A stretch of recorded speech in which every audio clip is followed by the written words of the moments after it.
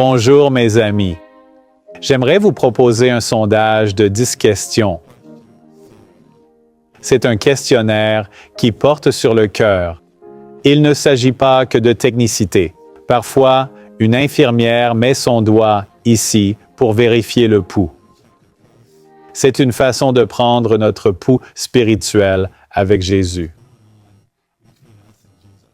Souvent, je me disais, tout va bien, non? J'aime Jésus, il m'aime. Parfois, c'est bon de ralentir et d'interroger Dieu sur son action dans ma vie.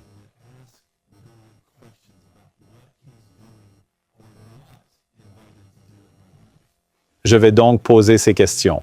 Après chacune, je témoignerai brièvement, puis vous inviterai à réfléchir et noter votre réponse sous la vidéo.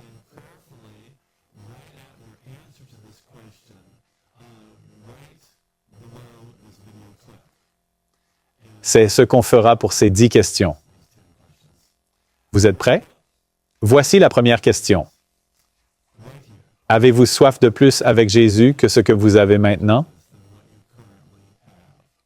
Avez-vous soif? Parfois, dans ma vie, j'ai eu des moments où je n'avais pas soif. Soyons vraiment honnêtes en répondant à ça, car parfois tout va bien, on avance et on se dit « Je passe du temps avec Jésus, je le suis, je le partage, tout va bien. » Mes amis, si on n'a pas soif, ça peut être dangereux, un moment où on se laisse aller. Alors, je vous demande, en ce moment de votre vie, avez-vous soif?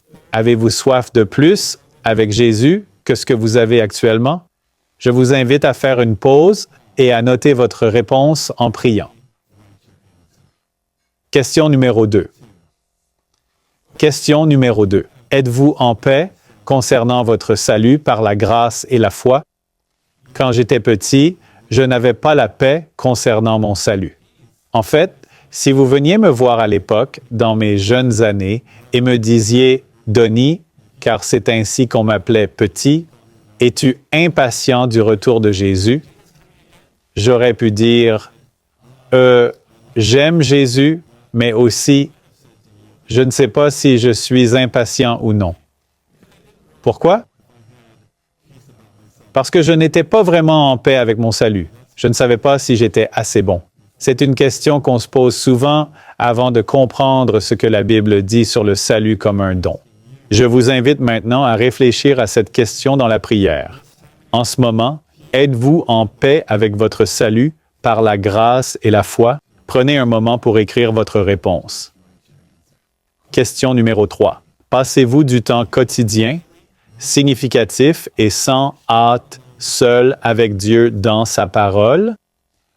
J'ai eu des périodes où je passais du temps quotidien avec Dieu, mais c'était précipité. En fait, pendant trop longtemps, je dirais que c'était toujours précipité.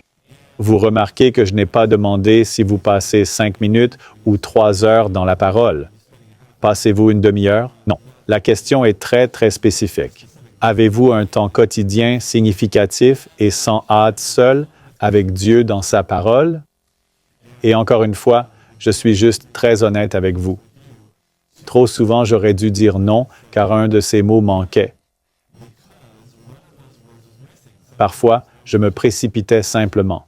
Parfois, j'avais le temps, mais sans sens, juste dans une routine.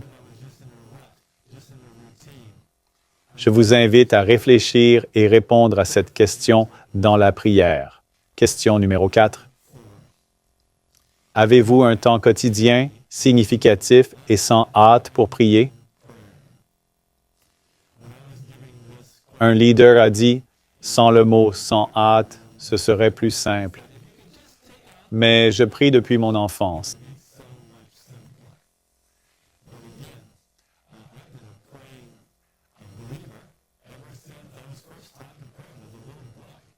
La prière m'est chère, mais souvent, j'ai prié de façon précipitée. Où je me précipite pour partager ma liste avec lui, sans même prendre le temps de m'arrêter en sa présence, de l'attendre.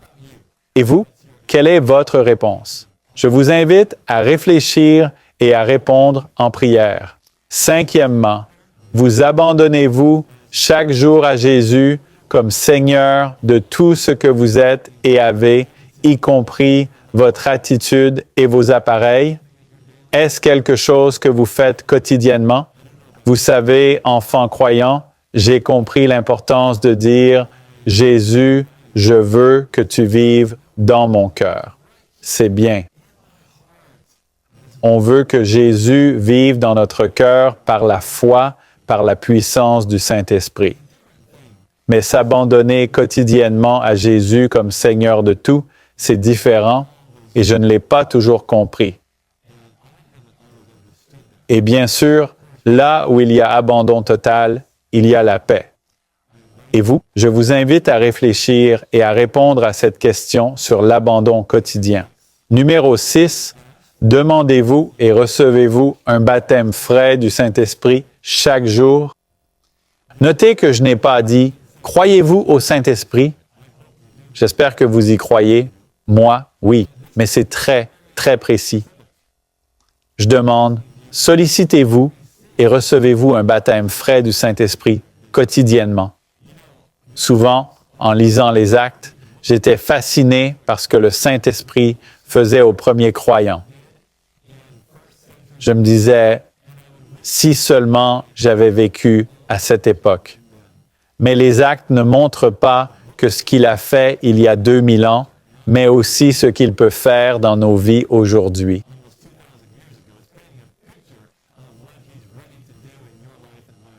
La plupart de ma vie, je n'ai ni demandé ni reçu ce baptême du Saint-Esprit.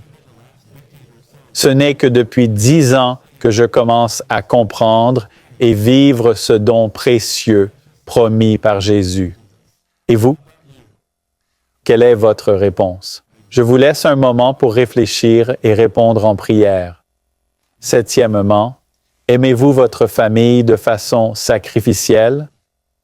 On doit en rire un peu, car c'est si facile de dire « J'aime ma famille ». Oui, j'aime ma famille. Tout le monde n'aime-t-il pas sa famille? Bon, disons-le autrement. Si je demandais à vos proches, célibataires ou mariés, avec ou sans enfants, chacun a des liens familiaux. Ça pourrait être votre famille adoptive. Vous voyez? Ça pourrait, pour certains, notre cercle d'amis devient notre famille. Mais pour ceux que vous considérez comme famille, si je leur demandais en privé, vous aiment-ils, elles, de façon sacrificielle? Que diraient-ils? Vous savez, je me souviens d'avoir étudié un livre sur le temps et comment on l'utilise.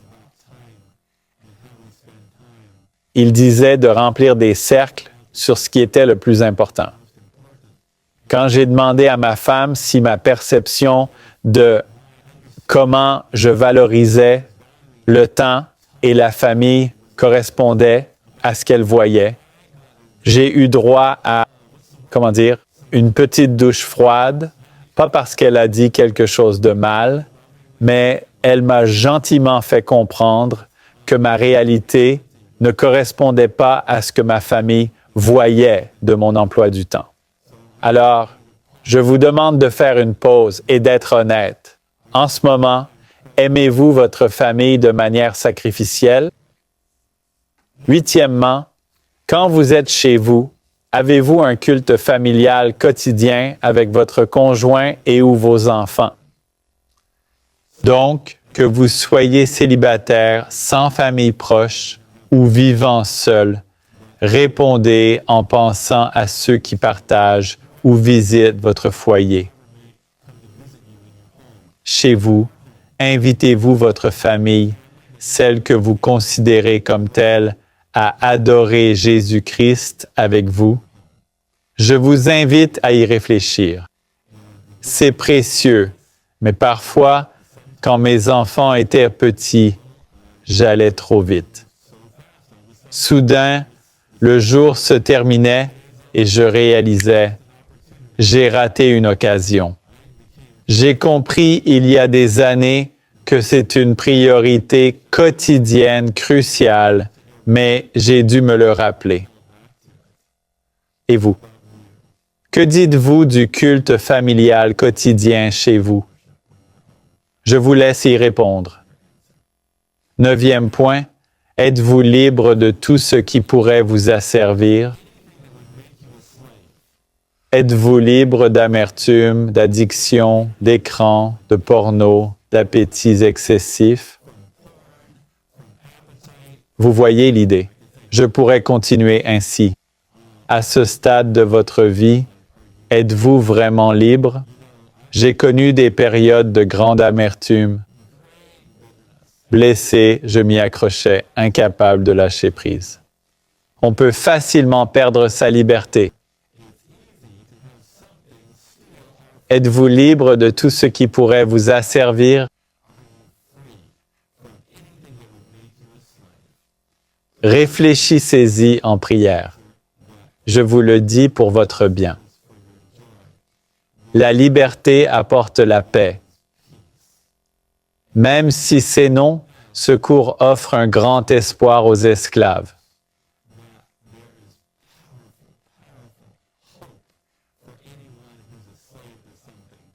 Il y a un immense espoir en Jésus et ce qu'il propose. Je vous laisse répondre. Et voici la dernière question. Formez-vous quelqu'un hors de l'Église à suivre et partager Jésus? Je ne parle pas de lancer une brochure à quelqu'un en disant « J'espère que tu la liras ». Ce n'est pas ça. Je vous demande si, en ce moment, vous accompagnez quelqu'un dans la vie en investissant dans une relation pour l'aider à connaître Jésus dans son quotidien, voire à former d'autres disciples.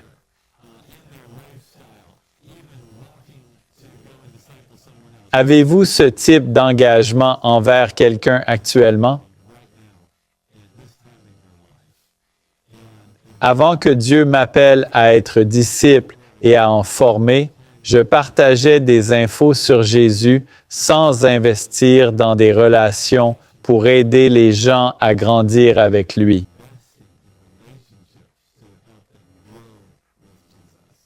Et vous? Quelle est votre réponse? Formez-vous un disciple maintenant? Prenons une pause. Merci d'avoir pris le temps de répondre. Ces réponses sont pour vous seuls, et je vous le dis sincèrement. Chaque fois que je pose ces questions, c'est l'occasion pour moi de laisser le Saint-Esprit sonder mon cœur et réaliser qu'il veut que j'aille plus loin avec lui, sans me contenter du statu quo, mais en ayant faim et soif de plus de Jésus-Christ. J'espère que cet outil simple aura le même effet pour vous. Que Dieu vous bénisse.